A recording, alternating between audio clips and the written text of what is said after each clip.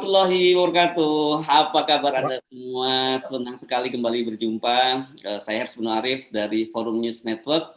Hari ini hari Ahad 16 Oktober 2022. Bagi warga Jakarta, dan saya yakin juga bagi sebagian juga warga di luar Jakarta, hari ini menjadi hari yang sangat penting.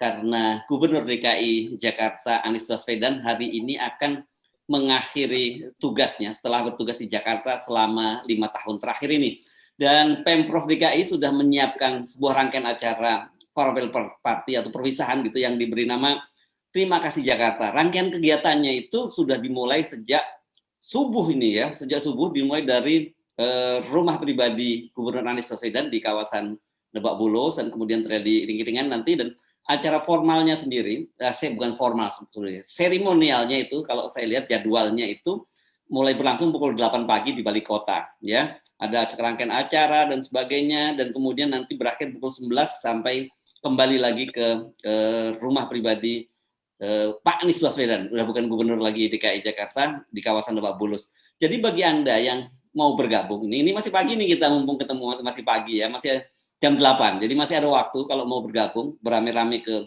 Balai Kota, tapi disarankan buat Anda yang mau menuju Balai Kota DKI Jakarta sebaiknya tidak menggunakan kendaraan pribadi, karena susah kantong-kantong parkirnya itu lumayan jauh. Dan kita tahu ke Balai Kota DKI Jakarta itu gampang. Anda mau pakai MRT bisa, gitu. Anda mau pakai kereta api saya kira KRL ya, itu terdekat itu ke stasiun Gunangdia atau stasiun Juanda, dan tinggal jalan pagi. Karena kebetulan memang hari Ahad ini kan berkaitan dengan Car Free Day. Jadi sebaiknya memang kalau berniat ke sana tidak menggunakan kendaraan. Nah, ini rute pengalihan lalu lintasnya ini juga sudah direkayasa oleh polisi Polda Metro Jaya. Tetapi acara ini yang menyelenggarakan adalah Pemprov DKI, jadi acara resmi. Nah, saya akan mengajak Anda untuk berbincang dengan relawannya nih, apa yang mau dilakukan relawan besok hari ya. Ini Kornas dari Anies, Bung Laude Basir. Assalamualaikum. Waalaikumsalam warahmatullahi wabarakatuh, Mas Hersu. Yes, ini besok ini gawenya Pemprov DKI ya, tapi Betul. sebagai koordinator Anies ini Aliansi Nasional untuk Indonesia, apa lupa saya namanya singkatannya. Aliansi Nasional Indonesia Sejahtera, disingkat Aliansi ANIS. Nasional Indonesia Sejahtera, itu apa yang akan dilakukan oleh teman-teman, tapi dan kemudian kalau bisa Anda share juga, mungkin ada beberapa informasi untuk acara besok yang tadi saya terlewat untuk menyampaikan. Siap. Jadi begini, yang harus kita pahami bersama bahwa Mas Anies ini kan pimpinan publik, Yes. ya. Karena beliau pimpinan publik, tentu kita semua punya kepentingan, punya animo yang sama, punya hak publik pada diri beliau, yang kemudian kita punya keinginan untuk katakanlah menjemput beliau, ya, mensyukuri atas apa yang beliau lakukan. Ya, di Jakarta. Sebagai warga Jakarta, walaupun ini kegiatan dilaksanakan oleh Pemda, tentu masyarakat punya kepentingan, rasa ingin tahu yang cukup besar akan kegiatan-kegiatan itu. Dan sebagai warga kita sangat bersyukur Pemda memfasilitasi itu. Ya. Jadi begitu. Kedua, berikutnya, karena beliau adalah seorang tokoh yang kemudian dari hasil kinerjanya berkinerja bagus, menimbulkan simpati dari masyarakat, masyarakat merasakan hasilnya, dan masyarakat Jakarta khususnya bersaksi untuk itu, untuk perbaikan Jakarta. Bagaimana kita lihat 5 tahun yang lalu, perbaikan-perbaikannya dibandingkan dengan hari ini, tentu keinginan untuk menyambut Mas Anies ini sangat besar, tidak hanya kemudian oleh pemerintah kota atau pemerintahan provinsi Jakarta, tetapi masyarakat dan halayak umum pun ingin terlibat. Berikutnya, dalam perspektif relawan juga, karena beliau adalah seorang tokoh yang hari ini namanya juga muncul dalam kontestasi, ya, digadang-gadang ikut kontestasi 2024 nanti, ya, saya sebagai seorang relawan yang mendukung beliau, ya tentu punya keingintahuan juga ya akan acara besok yang dilaksanakan oleh Pemda, sehingga kami mencari tahu. Kemudian kita setelah tahu bahwa besok akan berkumpul di sekitar halaman Balai Kota, atas dasar itulah kemudian ya kita juga ingin hadir bersama. Untuk apa sebenarnya kita ingin hadir? Satu, ingin mengucapkan rasa terima kasih atas karya, atas prestasi, atas apa yang diperbuat oleh Mas Anies selama memimpin Jakarta. Yang kedua, kita ingin menyambut beliau bahwa oke, panggung di Jakarta telah selesai. Mari kita menyambut panggung baru. Panggung baru itu bernama Republik Indonesia. Ini yang kemudian harus merangsang kami para relawan untuk ikut bersama-sama hadir. Tetapi ini tidak usah dipisahkan mana relawan, mana masyarakat, karena kami juga semuanya adalah bagian dari warga DKI kan gitu. Intinya begitu, Bang. Ya. Jadi artinya sebenarnya besok itu pesta rakyat lah. Cuma pesta rakyat lah. Pemprov DKI betul, gitu. Betul. Ya. Dan saya kalau Pemprov DKI untuk warga DKI kan gitu. Ya. Oke, tadi ada bolak-balik menyinggung warga DKI, tapi saya lihat ini ya di media sosial kelihatannya animonya tidak hanya warga DKI ini, ada beberapa warga dari berbagai daerah di sekitar Jakarta juga ingin datang ini. Nggak ada persoalan ya saya kira ya Bung Laude, karena ini pesta rakyat gitu ya. Betul ya, sebagai public figure intinya saja begini. Hari ini di diri Mas Anies kita ibaratkan ya, saya dulu main bola lah ya semasa SMA. Ya habis nyetak gol, permainan saya bagus ya, saya punya pengagum juga itu ya dari teman-teman ini. Ya apalagi sekali Mas Anies kan gitu ya, yang punya banyak prestasi, secara kepribadian beliau punya karakter yang juga diminati, disenangi ya. Kemudian secara seorang pemimpin, beliau juga seorang pemimpin yang punya prestasi, kompetensinya oke kan gitu. Sehingga wajar kalau kemudian punya banyak pengikut, punya banyak simpatisan. Nah, simpatisan ini kemudian tidak hanya warga DKI, ini kan muncul seluruh Indonesia. Mereka ingin berpartisipasi. Bagaimana bentuk partisipasinya? Ini yang kemudian coba diatur. Tentu mereka akan mengakses ya. Saya pun diakses oleh seluruh relawan saya. Saya sebagai pimpinan relawan seluruh Indonesia mengakses, ingin hadir, ingin bagaimana berpartisipasi kalau saya tidak bisa hadir di Jakarta. Apa yang harus saya lakukan? Pun kita yang ada di Jakarta berusaha untuk mengakses Pemda, kami ini adalah masyarakat Jakarta, kami ini adalah simpatisan Mas Anies yang kemudian juga ingin terlibat dalam kegiatan itu, ingin menyambut Mas Anies. Jadi ini hal yang biasa saja ya bagi seorang yang punya prestasi seperti Mas Anies. Ada 3 perspektif mungkin yang harus kita lihat. Pertama dari sudut pandang Pemda. Ya, beliau adalah pimpinannya mereka, ya. Nah, yang beliau rasakan, yang rata-rata mereka merasakan bagaimana kepemimpinan Mas Anies, kan gitu ya. Tentu pasti Mas Anies juga meninggalkan banyak jasa terhadap mereka sehingga memunculkan kecintaan.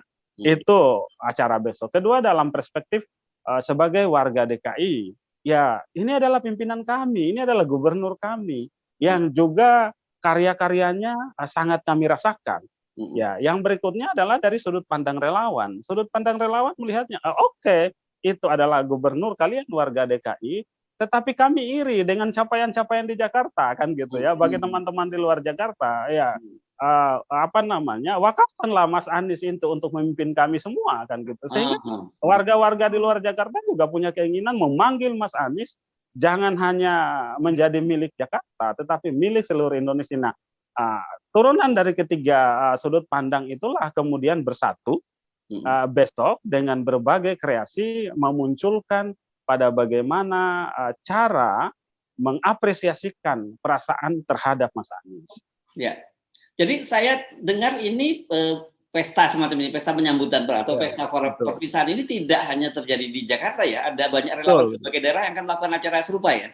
Iya, saya mendapat juga laporan menyambut tanggal yang penting besok, momentum yang penting besok. Oke, Mas Anies selesai di Jakarta, ya warga Jakarta mungkin menyampaikan terima kasih kepada Mas Anies, tetapi warga Jakarta pun di luar Jakarta, terutama yang di luar Jakarta, tentu memanggil Mas Anies ya untuk menjadi pemimpin Indonesia. Ini juga menjadi momentum bagi Mas Anies, bagaimana beliau landing dengan baik, ya, kemudian berusaha untuk take off kembali di gelanggang yang namanya Indonesia. Itu yang kemudian diminta oleh para relawan, disuarakan termasuk masuk ke saya juga sebagai pimpinan relawan.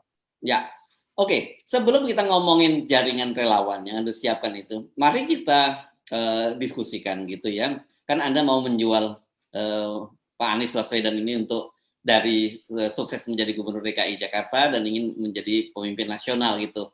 Apa yang Anda bisa sampaikan? Apa sih kelebihannya Pak Anies Baswedan ini sehingga layak untuk memimpin secara nasional gitu? Mari kita bicara mari diskusi gitu. Ya, begini, satu kita lihat secara kepribadiannya, Hmm. ya. Bagaimana kompetensi beliau, Mm-mm. ya. Baik itu kompetensi beliau sebagai seorang pribadi, keluarga, memimpin, kan gitu ya. Ini bisa kita lihat, kita ukur, kan gitu ya. Kan mencari pemimpin dari kita seluruh warga itu ya harus yang lebih dari kita dong. Yang standarnya di atas kita. Kalau yang sama-sama saja dengan kita, cerdasnya sama kan gitu ya. Eh, Bagaimana karakternya sama, kemampuan berbahasanya sama, ya itu nggak istimewa. Anies Rashid Baswedan secara kompetensi pribadi di atas standar itu, di atas standar rata-rata kita. Yang kedua, mari kita lihat bagaimana Mas Anies sebagai seorang pemimpin di Jakarta, sebagai seorang gubernur, ya minimal ada 3 instrumen yang saya tawarkan untuk menjadi alat ukur. Pertama, mari kita lihat kebijakan-kebijakan yang dikeluarkan oleh Mas Anies, baik itu yang sifatnya melanjutkan, tetapi kemudian memperbaiki, ya, tetapi ini dirasakan manfaatnya di Jakarta. Oh, sangat banyak sekali poin-poin yang kita sebut pada sisi ini. Ya misalkan tentang KJP, ya bagaimana pembenahan Mas Anies yang dilakukan terhadap KJP pada zaman Jokowi Ahok. Apa Ya, KJP itu? ya, Kartu Jakarta Pintar. Oh, oke. Ya, pada zaman dulu itu hanya menyasar anak usia sekolah. Anies Rashid Baswedan hadir kembangkan dulu hanya menyasar anak yang sekolah, sekarang menyasar anak usia sekolah. Sehingga tidak ada alasan warga Jakarta yang masih usia sekolah tidak bersekolah. Kenapa? Karena ada tanggung jawab pemerintah untuk hadir di situ, ya. Kemudian pada bagaimana misalkan pelayanan-pelayanan, contoh tentang harga barang antara di Jakarta dengan di Pulau Seribu, ya. Anies Rashid Baswedan hadirkan pasar induk di Pulau Tidung Kecil yang diberi nama Jack Grosir, hadirkan pelabuhan yang memadai sehingga harga di 5 kota di Jakarta sama dengan di kabupaten dan masih banyak lagi. Ya, poin pertama tadi tentang kebijakan. Poin kedua tentang pembangunan fisik. Ya, mari kita lihat banyaknya pembangunan fisik ya selama 5 tahun Mas Anies memimpin Jakarta. Yang ketiga misalkan tentang jumlah penghargaan dari lembaga-lembaga independen. 3 ini bisa dijadikan instrumen yang kemudian kita sandingkan di antara nama-nama yang muncul. Ya, kita ukur dengan 3 instrumen tadi, yang kita pilih adalah yang paling baik. Nah, ini secara kriteria yang ingin saya tawarkan. Dan hasilnya adalah kita bisa lihat Anies Rashid Baswedan punya keunggulan. Jadi apa Itulah mengapa. kompetensi pribadi, Ya, betul. kebijakan, dan kemudian kinerjanya, gitu ya. 3 itu yang Anda tawarkan ya. Oke? Siap. Ya, silakan.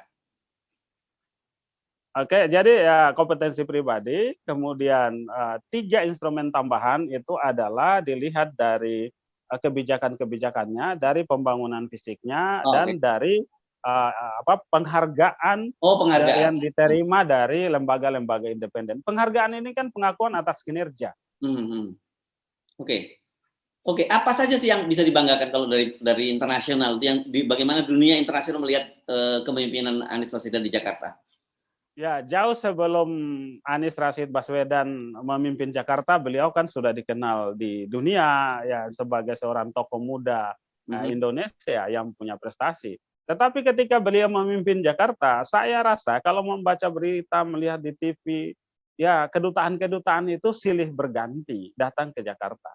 Apa misalkan yang bisa kita banggakan? Satu, beliau punya kemampuan komunikasi yang sangat mumpuni, baik dari sisi penguasaan bahasa maupun penguasaan konsep.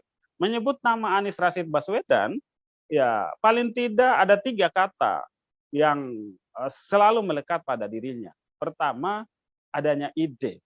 Kedua, ada narasi. Kemudian dari narasi itu diturunkan menjadi karya. Ya, jadi ide atau gagasan ya diturunkan menjadi narasi atau desain operasional kemudian turunannya menjadi karya. Karya bisa dalam bentuk fisik, bisa dalam bentuk kebijakan. Ya, ini sangat nyata di Anies Rashid Baswedan. Ya, pemimpin memang harus punya ide dan gagasan besar. Ya. Dan ini Boleh Anda elaborasi lebih spesifik apa saja misalnya yang tadi Anda sebutkan? Contoh-contoh konkretnya. contoh konkretnya misalkan bicara tentang Formula E, ya. Orang ramai Formula E, ramai tentang turnamennya, ramai tentang lombanya, ya. Tidak, coba kita berbicara melihat lebih jauh tentang Formula E, itu mobil listrik. Di atas itu, apa sih yang menjadi kebijakan dunia? Kebijakan dunia 2030 nanti bahwa dunia saat ini punya permasalahan dengan polusi, ya, akibat dari kendaraan berbahan bakar fosil, pemanasan global, ya. Akibat dari itu, dunia punya kebijakan bahwa di 2030 nanti ya kendaraan kita harus mengarah pada kendaraan yang ramah lingkungan. Salah satunya Ini adalah visioner ini ya berbahan. berarti ya. Iya, iya, ini idenya, ini gagasannya. Ya, gagasannya kemudian apa? Ya, gagasan tadi kemudian diturunkan menjadi apa? Oke, kalau kemudian Indonesia sudah ikut dalam perjanjian itu bahwa 2030 ini kan harus dipersiapkan infrastrukturnya. Sebelum infrastrukturnya ini kan harus dikampanyekan. Ya, Formula E adalah kampanye tentang kendaraan yang ramah lingkungan. Ya, aksinya adalah turnamennya kemarin, Jadi karyanya adalah turnamennya kemarin, lombanya kemarin. ya, jadi bukan semata-mata itu hanya balap biasa saja gitu ya. Bukan Bukan sekedar semata-mata. olahraga gitu ya. Teman-teman yang sering berkunjung di negara-negara maju akan melihat nyata bagaimana Anies Rashid Baswedan hadirkan itu. Contoh kita bicara tentang misalkan trotoar. Ya. Trotoar. Oke. Trotoar ini kan yang kita lihat bagaimana bikin trotoar bagus untuk jalan saja ya. Tapi yang Anies Rashid Baswedan ingin hadirkan adalah tentang kesetaraan. Ya, jangan bicara keadilan kalau kita belum bicara hadirkan kesetaraan. Dan jangan bicara kesejahteraan kalau kita belum bisa hadirkan keadilan. Ya, kalaulah kemudian ya di kendaraan itu sekarang ya, misalkan ada mobil pribadi, tidak semua orang menggunakan jalan umum itu. Tetapi kalau trotoar, orang yang berpangkat tinggi, berpangkat sedang, berpangkat rendah, petani pun sekalipun, tukang sapu sekalipun, sama kita sejajar di situ. Ya, demikian juga misalkan di kendaraan-kendaraan umum yang Mas Anies hadirkan sekarang dengan integrasinya, fasilitas kendaraan semua diperbaiki. Kenapa? Karena beliau ingin hadirkan keadilan di situ. Beliau ingin hadirkan kesetaraan dan keadilan di situ. Itu ide dasarnya. Gitu. Ada ide, kemudian bagaimana narasi, kemudian diturunkan pada karya. Jadi itu tadi yang Anda lihat yang sangat sangat menonjol tadi itu ya, bahwa visi Iya. tentang depan tentang lingkungan yang bersih, kemudian kesetaraan dan sebagainya. Yang lain-lain apa yang menurut Anda? Orang selalu menyebut misalnya soal JIS, soal apa? Ya. Kenapa semuanya kesannya fisik yang dijual oleh Anies Baswedan? Itu kan hanya tanggapan dari orang saja, karena yang paling gampang kelihatan kita kan selalu begini, berdasarkan apa yang ditangkap oleh indera kita. Yang paling Secara gampang visual kan ya? yang paling Visual. gampang ditangkap memang oleh indera, oleh mata kita kan gitu ya. Yang punya kemampuan menggali itu memang butuhkan kecerdasan kan gitu. Dan Anies Rashid Baswedan adalah pemimpin masa depan yang dia bikin adalah best standar untuk kehidupan masa depan. Jadi Nah, ingin membawa Jakarta menjadi kota modern ya. Dan kepemimpinan modern kita kan ya kalau pemimpin ngurusin sapu, ya apa bedanya kan gitu, apa keunggulannya kan? Kan harus ada korelasi kan gitu. Tugas saya sebagai pemimpin, sebagai seorang gubernur, ya harus ada korelasinya. Lalu kemudian kalau saya duduk di warteg kan gitu ya, apa korelasinya dengan tugas saya sebagai seorang gubernur? ya, oke. Nah, sekarang ini soal yang selalu disampaikan, yang selalu distigma pada Anies ya. Bagaimanapun juga ini soal politik aliran. Saya kira ini kita harus bicarakan soal ini karena bagaimanapun inilah yang selama ini coba distigmakan pada Anies. Bagaimana Anda menjelaskan soal ini bahwa Anies tidak seperti itu? Ini ya tentang politik aritan atau politik identitas. Dalam perspektif saya, politik identitas di mana-mana di dunia ini ada. Yang tidak boleh dan tidak harus ada itu adalah politisasi identitas. Ya. Yang saya lihat fakta, video apa semua ya, Anies Rashid Baswedan sangat tidak ada bukti untuk itu. Apa yang mereka angkat misalkan? Saya kalau ingin berbicara seperti ini sebenarnya lebih enak head to head ya, supaya subjektivitas kita bisa kita saling klarifikasi. Tapi saya ingin bertanya, tunjukkan kepada saya bahwa Anies Rashid Baswedan memainkan politik identitas. Saya bisa klarifikasi semuanya. Nah, intinya seperti itu. Jadi kalaupun saya lihat ini, kalau tentang isu-isu tentang politik identitas, itu kan mereka-mereka yang tidak suka Anies, yang selalu memproduksi berulang-ulang. Ada 4 golongan menurut saya yang tidak suka Anies. Satu, orang yang tidak punya kompetensi, ya, kalah bersaing dengan kemampuan Mas Anies. Kedua, orang yang ya tidak punya karya, ya, lalu kemudian juga tidak sanggup menyaingi karyanya Mas Anies. Ya, yang ketiga adalah ya korban hasil pilkada, walaupun dan sampai hari ini masih apa namanya ya masih belum move on lah anak muda sekarang kan gitu. Begitu, Bang. Tiga, yang keempat apa? Tadi kan ada menyebut ada 4. Nah, yang keempat nanti kita bahas lagi. Agak sensitif soalnya. Enaknya begitu. Saya kalau ini lebih tertarik hal-hal yang begini, kalau pertanyaan Abang seperti itu enaknya ada lawan diskusi supaya subjektivitas kita saling koreksi kan gitu. Saya ingin mengembangkan diskusi itu selalu basisnya rasional, objektif, ada basis data, ada basis fakta. Ya, oke. Tapi ini penilaian subjektif Anda juga ya. Tapi nggak apa-apa, saya tanyakan pada Anda. Jadi dengan modal itu, ya, ini Anda yakin bahwa itu cukup buat Anies Baswedan, seorang Anies Baswedan untuk kemudian memimpin Indonesia yang kompleksitasnya pasti jauh lebih berbeda dengan Jakarta. Ya, yang kita pilih tentu harus yang terbaik di antara kita. Maka yang saya tawarkan tadi, mari di antara banyak nama yang muncul ini, kita sandingkan daftar list dari kriteria-kriteria yang tadi saya ajukan. Ya. Dari instrumen yang tadi saya ajukan. Yang kita pilih adalah yang paling banyak daftarnya kan gitu, pemenuhannya akan kriteria, akan instrumen yang tadi kita ajukan. Oke, jadi baik. Sekarang kita ngomongin ini deh, kalau dulu kan ini relawan ini belum konkret. Sekarang Pak Anies mulai hari ini sudah tidak lagi jadi gubernur. Nanti maghrib deh, selesai berganti beliau besok maghrib. Ya, hari ini maghrib itu beliau sudah tidak lagi jadi gubernur DKI Jakarta gitu. Siap. Apa kesiapan Anda sebagai relawan ini? Sejauh ini sudah sampai di mana langkah Anies ini? Anies Aliansi Nasional Indonesia Sejahtera berdasarkan mandat dan SK, saya coba rekapitulasi itu ya. Totalnya ternyata saya sudah menandatangani ya di 30 provinsi dan di 28 provinsi dan hampir 300-an kabupaten kota. Ini semua adalah akan menjadi panggung Mas Anies. Ibarat saya sering menyampaikan, ya kita ini lagi bikin panggung. Ya ada yang bikin panggungnya, setnya, ada yang bikin mimbarnya, ada yang pasang mic-nya apa semua. Tapi yang akan menggunakan mic ini bukan Laude Bashir. Ya, nanti akan tiba masanya orang yang berhak menggunakan mic ini datang. Siapa itu? Anies Rashid Baswedan. Jadi panggung Mas Anies yang selama ini hanya terbatas di Jakarta, ya. Kemudian kami juga membatasi pertemuan diskusi dengan Mas Anies karena kami juga tahu diri lah. Ya kami merasa bahwa etika birokrasi harus Mas Anies pegang.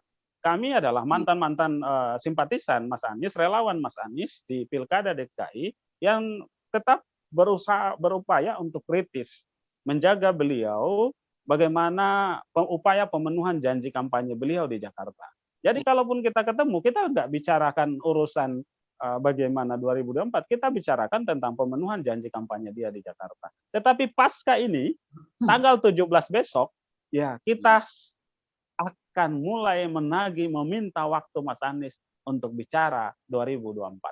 Ya, Nah, saya ingin tahu tipologinya ya dari yang Anda tadi sebut 28. Jadi masih ada 6 provinsi yang belum terbentuk ya Ya, betul. untuk Ya. ini yang Anies saja ya, yang Ini yang Anies saja. Kalau seluruh relawan, simpul relawan Mas Anies, hmm, yang saat ini. Jadi kita pesahkan dulu. hmm, Anies berarti Aliansi Nasional Indonesia Sejahtera. hmm, Mas Anies itu berarti Anies Rashid Baswedan. Ya, hmm. simpul relawan Mas Anies totalnya saat ini ada sekitar 130-an. Dan itu sudah menyasar seluruh provinsi Indonesia. Oh, oke. Jadi artinya di luar Aliansi Nasional Indonesia Sejahtera untuk Indonesia Sejahtera ini sudah ada juga simpul-simpul relawan Ada lain. seratusan lebih relawan. Total kami saat ini ada 130-an. Oh, Dan kami punya komunikasi hmm. yang sering, yang cukup intens lah kita saling berkomunikasi satu sama lain. Oke. Nah, ini kalau pengalaman Anda pribadi ya, untuk yang di 28 provinsi ini pembentukannya ini lebih banyak Anda yang proaktif melakukan konsolidasi ke daerah atau justru dari daerah yang datang kepada Anda untuk Ya, kalau yang saya dapatkan ini partisipatif masyarakat. jadi Kebanyakan dari mereka yang mencari kita, bahkan mereka sudah mengorganisir diri. hmm, Kenapa kita harus organisir? hmm, Mulai dari strukturnya, penamaannya, apa semua. Untuk apa? Karena kita ini berkumpul bukan untuk berkerumun. Saya hmm, sampaikan kita ini berkumpul untuk membentuk barisan. Tentu harus ditata organisasinya. Ada tujuan, ada arah, ada strategi. hmm, Ya, atas dasar itulah kemudian aspirasi yang muncul itu kita organisir. hmm, Ya, kita organisir dalam organisasi yang namanya Relawan Anies ini. oke. Pun teman-teman yang lain mengorganisir dengan nama relawannya masing-masing. Ya. Dari percakapan Anda dengan mereka, rata-rata apa sih kenapa sih mereka tertarik dengan Pak Anies Baswedan dan seperti apa harapan mereka? Ya, tidak jauh beda dengan apa yang dimunculkan di banyak survei-survei. Keunggulan Mas Anies, Hmm, ya kalau ada pergeseran hasil survei tentang kriteria pemilihan pemimpin masyarakat ya. hmm, Sebelumnya itu yang banyak muncul di poin nomor 1 oleh beberapa lembaga survei, termasuk yang kemarin dimunculkan oleh CSIS, hmm, bahwa yang pertama di 5 tahun sebelumnya itu hmm, nomor 1 itu adalah merakyat. rakyat. Hari ini yang muncul nomor urut pertama itu adalah cerdas. Hmm, hmm, hmm, hmm, Nomor 2 adalah jujur, hmm, hmm, ya. Dan ini yang masyarakat temukan ada pada diri Mas Anies. hmm, hmm, hmm, Nah, ini yang ya kemudian ini kan sifatnya tidak kelihatan, hmm. ya. Tetapi turunan dari itu bahwa Mas Anies ini orang yang cerdas, punya kebijakan seperti apa, ini kan kelihatan. Hmm, Ya, bagaimana pergaulan beliau di mata dunia, kompetensi pribadi tadi sangat kelihatan ketika bagaimana beliau menyampaikan ide, narasi, dan bagaimana diwujudkan dalam karya. Berikutnya tentang kejujuran. Ya, Mas Anies kan dalam berbagai kasus misalkan eh, panitia-panitia ad hoc misalkan di KPK sendiri, ya Mas Anies banyak terlibat. hmm. Ya, dulu misalkan kita kenal dalam kasus cicak buaya, ya, ya Mas Anies terlibat dalam upaya menyelesaikan masalah itu. Nah, kalaulah Mas Anies tidak punya kejujuran, tidak punya integritas, masa iya dia masuk pada level itu? Ini yang ditangkap oleh masyarakat. Ya akhirnya ya tinggal kita tambahkan misalkan bagaimana beliau misalkan berbuat di Jakarta. Karya-karya yang dihasilkan di Jakarta kita rinci satu persatu, baik itu dalam berupa kebijakan, kemudian karya fisik, kemudian penghargaan-pergaan.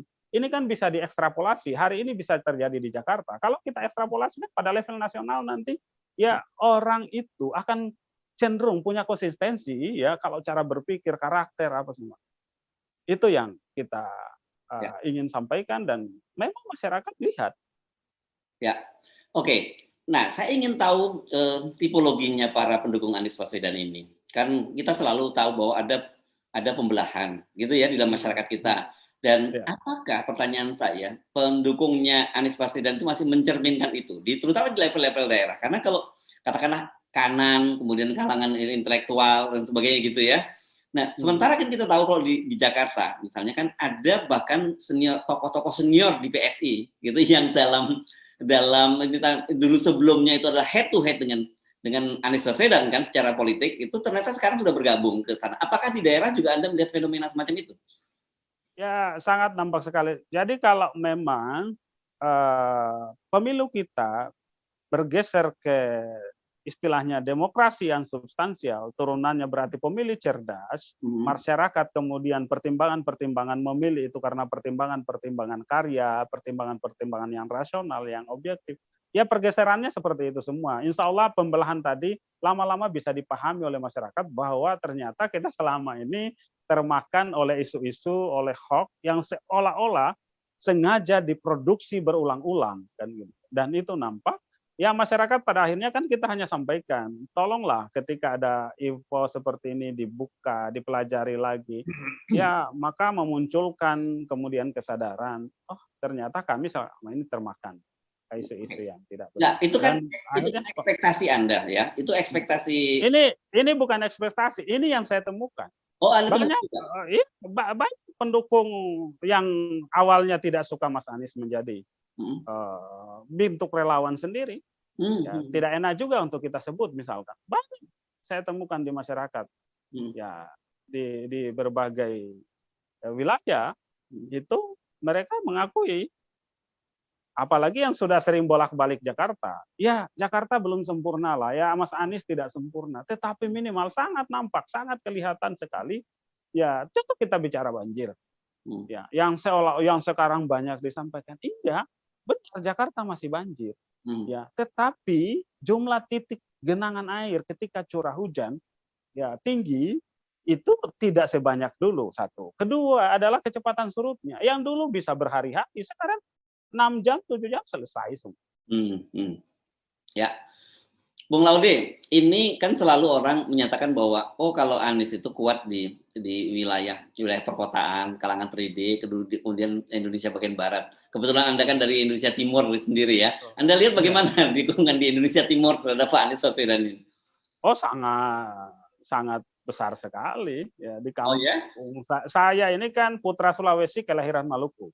Ya, ya. Oke. Ya, kakek saya itu, bapak saya itu saudara banyak dan sebarannya sampai ke Papua sana karena nenek saya itu 3 orang.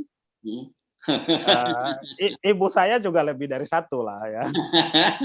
Oke, mantap. Jadi sebarannya di Indonesia Timur dan rata-rata mereka menyampaikan mendukung Mas Anies, apalagi ada abang di situ, ada kakak di situ kan gitu ya.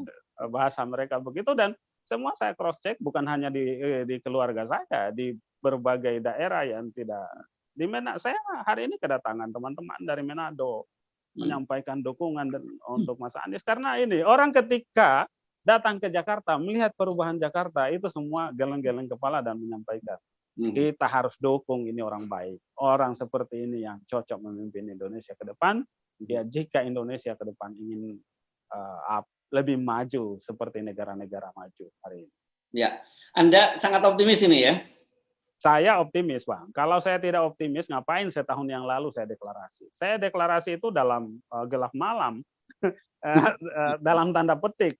Coba, partai tidak terbayang seperti sekarang, kan gitu ya. Saya hanya bermodalkan bahwa saya pernah punya pengalaman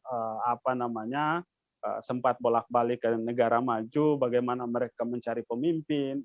Saya hanya punya inspirasi itu.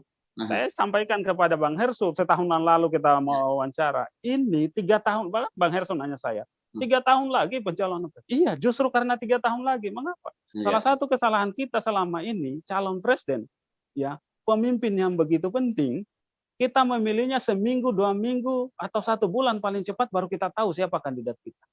Masyarakat tidak punya ruang dan waktu yang cukup banyak untuk menelisik, untuk menelusuri. Maka saya ingin lakukan adalah trigger yang memicu. Bagaimana kita punya kebiasaan ya menelisik, menelusuri, memeriksa calon pemimpin kita. Ya saya sudah menelusuri, memeriksa Anies Rashid Baswedan. Kemudian secara subjektif, saya katakan subjektif lah, saya bandingkan dengan yang lain. Tetapi dengan saya memunculkan Anies Rashid Baswedan, teman-teman yang lain yang mendukung calon lain saya akan munculkan. Lalu kemudian mari kita pertandingkan. Minimal ya sekarang 2 tahun lagi pemilu sudah ada partai. Coba kalau kita tidak mulai itu, ya. Mungkin sampai hari ini diskusi kita pun sekarang tidak akan muncul. Jadi ide dan gagasannya mulai kita gali. Siapa Anies Rashid Baswedan, bagaimana karya-karyanya, bagaimana kompetensinya, bagaimana track record, orang sudah mulai gali. maupun dengan calon-calon yang lain. Ini yang lebih penting, sehingga ke depan kita tidak memilih bawang dalam kresek warna hitam lagi. Kita tidak tahu itu masih bagus atau sudah busuk. Ya. Oke, saya catat ini wawancara kita kali ini ya. Nanti kita akan buktikan 2 tahun lagi ya pada pemilu 2024. Nah, kembali lagi ke acara besok itu Anies ini Aliansi Nasional Indonesia untuk Aliansi Nasional untuk Indonesia Sejahtera ini besok juga akan mengerahkan orang untuk turun melakukan farewell party dengan Pak Anies. Saya sampaikan tadi sangat jarang mungkin, atau bahkan untuk tidak bilang tidak ya, tetapi tidak jujur juga kalau saya mungkin bilang tidak. Saya mau mobilisasi. Oke. Ya, yang banyak saya tampung ini adalah aspirasi yang muncul di masyarakat. Supaya aspirasi itu tidak liar, kan gini, dalam rumus fisika itu kalau gaya itu ke segala arah, resultantenya sama dengan 0. Oke. Bagaimana kemudian resultantenya supaya tidak sama dengan 0, ini harus kita organisir, harus kita arahkan. Oke. Ya. Ini 2 hal yang jadi aspirasi yang muncul, ya, kemudian saya tampung, ya kita arahkan. Oke. Ya. 2 hal berbeda. Kalau mobilisasi dengan mengorganisir itu 2 hal yang berbeda. 2 hal yang berbeda. Besok itu Anda mobilisasi atau Anda organisir? Saya mengorganisir dari aspirasi yang muncul, baik itu warga Jakarta ya maupun orang-orang di luar Jakarta yang ingin juga berpartisipasi dalam masa purna bakti seorang pemimpin yang dia idamkan, misalkan dari Depok, Bekasi, bahkan dari Sumatera sekalipun. Ya coba kalau kita tidak organisir, mereka datang ke sini, satu, jalan-jalan di Jakarta bisa jadi mereka belum hafal kan gitu. Balai kota itu di mana kan gitu ya.